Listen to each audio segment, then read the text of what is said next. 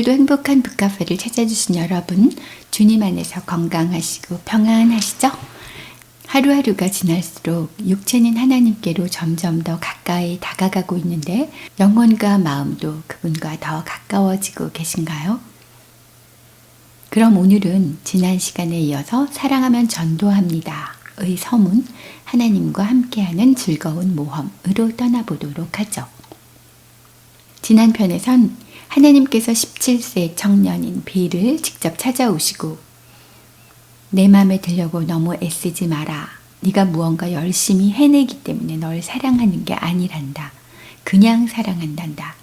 그냥 나의 사랑으로 너를 이미 구원해 주었단다. 이렇게 말씀해 주셨죠. 그래서 고단했던 청년의 인생은 더 이상 하나님을 쫓아가는 힘겨운 경주가 아니라 하나님과 함께하는 즐거운 모험이 되었어요. 오늘은 하나님께서 어떤 또 다른 모험을 빌과 함께 하시기 원하셨는지 살펴볼게요. 빌 하이벨스 목사님은 어느 해 여름 위스콘신주 쪽 미시건 호수로 보트 여행을 가셨다가 흥미로운 사건을 겪으셨대요. 보트를 타고 배 위에 혼자 있자니 마음이 한없이 숙연해졌어요. 작은 나루터에 배를 대고 밧줄로 묶었죠. 그리고 다음날 갈 곳을 확인하려고 지도를 봤더니 10대 때 그리스도를 영접했던 바로 그 야영지가 불과 15km 밖에 떨어져 있지 않았어요. 갑자기 그리스도를 처음 만났던 그 산허리 위에 다시 서보고 싶다. 그분께 감사드리고 싶다는 충동이 강하게 밀려왔죠. 도저히 떨쳐버릴 수 없는 그 유혹 때문에 결국 전화박스를 찾아 헤매어서 그 마을의 유일한 택시 회사에 전화를 걸었어요. 이 밤중에 30km를 왕복해줄 운전사를 찾아달라고 애원했죠. 직원은 한참 고민을 하다가 한 사람의 전화번호를 건네주었는데 그 사람은 너무나도 살기가 빠듯해서 무슨 일이라도 해줄 사람이라고 설명해 주었어요. 25분쯤을 기다리자니 폐차 직전의 트럭 한 대가 주차장으로 들어왔고 운전수 역시 폐인에 가까워 보였죠. 너무나도 지쳐 보이는 그의 몸에는 문신이 맨살보다 더 많았고요. 하지만 이미 제정신이 아니었던 목사님은 추억의 그 장소에 가야겠다는 일념에 운전수나 차의 상태에 관해서는 염려할 틈이 없었대요. 차가 출발하자마자 얼마 안 되어 기름 표시등에 불이 들어왔고 목사님은 그곳에 가기 위해 그 고물차에 기름도 가득 채워주어야만 했죠. 얼마 후 덜덜거리는 그 고물 트럭은 겨우 야영장 입구에 도착했어요. 목사님은 몇 분 동안만 기다려달라고 부탁한 후 언덕으로 300m가량을 뛰어 올라갔어요. 바로 그 자리, 난생 처음 은혜에 파묻혔던 지점에 서서 하나님께 감사 기도를 올렸어요.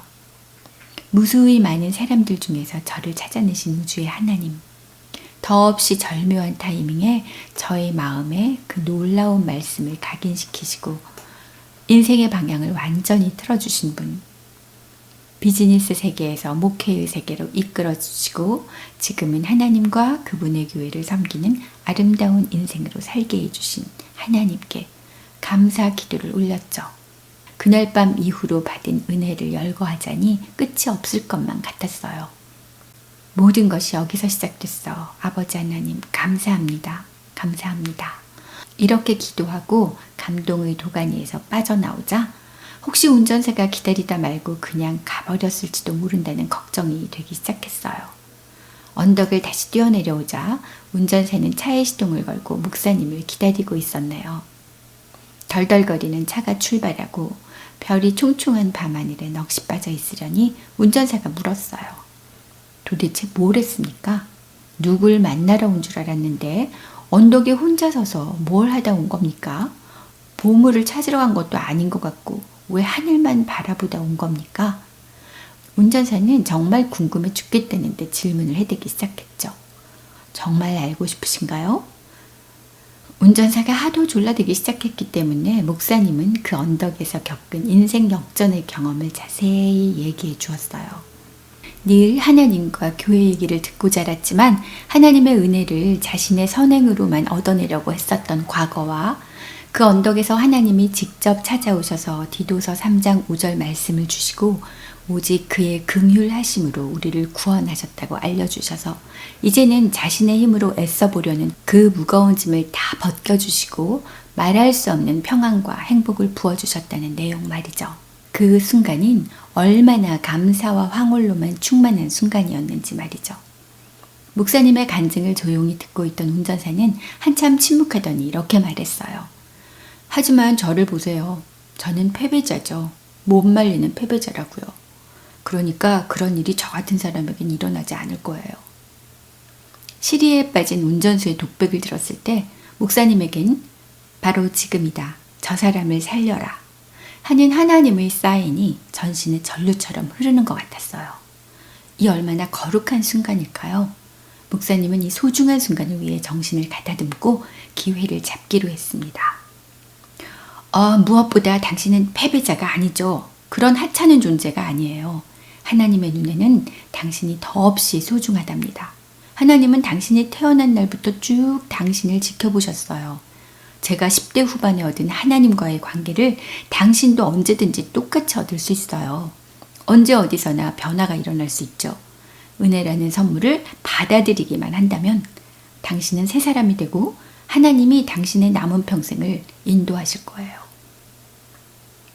그 낡은 트럭이 목사님을 다시 출발 지점에 내려주었을 때 목사님은 두둑한 사례를 쥐어주며 도움의 손길을 준 것에 대해 감사를 표시했어요. 그가 막 떠나려다 말고 말했죠. 오늘 이런 특별한 경험을 할 줄은 정말 몰랐네요. 좋은 말씀 해주셔서 감사해요. 제가 사는 곳 바로 옆에도 개척교회가 생겼거든요. 그곳 목사님이 자주 우리 집에 들러 한번 와보라고 하셨지만 교회에 간다는 건 좀 멋쩍은 일이죠. 하지만 이번 주에는 꼭 한번 가볼까 하는 생각이 드네요. 그날 밤 목사님은 보트에 앉아 그 90분간을 되돌아보았어요. 수많은 질문이 떠올랐죠. 하나님, 이유가 뭡니까? 왜 오늘따라 야영지에 가고픈 마음이 들었을까요? 택시 회사에서 안 된다고 했는데도 왜 제가 고집을 부려서 무슨 차든 좋으니 보내달라고 했을까요? 왜 제가 생판 모르는 사람에게 그렇게 큰 돈을 주면서까지 그곳에 가야 했을까요? 도대체 왜 그런 낡은 트럭에 제가 선뜻 올라탔을까요? 수많은 질문들은 하나의 결론으로 귀결되었어요. 그래, 천국에서 그 남자를 다시 만나라고 하나님이 사인을 주셨던 거야. 우리의 인생에서 크나큰 순간들은 이처럼 하나님의 불가사의한 이끄심에 응하는 간단한 행동에서 출발한다는 사실을 잊으면 안 되겠네요. 언제나 잃은 것을 찾고 갇힌 것을 풀어놓게 만드시는 하나님의 작업, 정말 감동이죠? 인간이 받을 수 있는 최상의 선물, 구원이라는 이 놀라운 은혜를 우리들처럼 자격 없는 사람들에게 소개해주는 일, 바로 이것이 하나님과 함께하는 행복한 모험이라고 목사님은 말씀해 주시네요. 여러분은 어떠신가요? 살아오시면서 이렇게 거룩한 사인 늘 받아본 적 있으신가요? 하나님이 나에게 이런 걸 원하고 계시는 것 같아. 이런 느낌을 듣고 곧바로 순종하며 행동으로 옮겨보신 적은 있으신가요? 오늘은 여기까지입니다. 다음 시간은 챕터 1 세상 최고의 선물 전도라는 제목으로 다시 찾아올게요. 행복한 북카페 식구 여러분, 주님 안에서 평안하시고 건강하세요. 안녕히 계세요.